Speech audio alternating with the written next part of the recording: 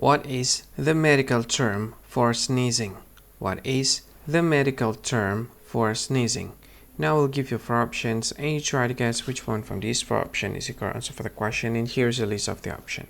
The first option is sternutation, the second option is barbarigmus, and the third option is diaphragmatic spasm, and the last option is onychocryptosis. So from these 4 options, what do you think? Which one is the correct answer for the question? And now let me tell you what is the answer for the question. And the answer for the question is sternutation. So that is the answer for the question, sternutation.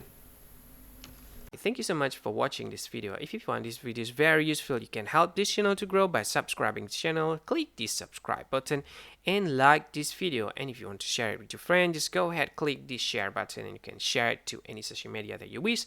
And if you want to comment in this video, just go ahead, find comment section and comment. Say whatever you want in it.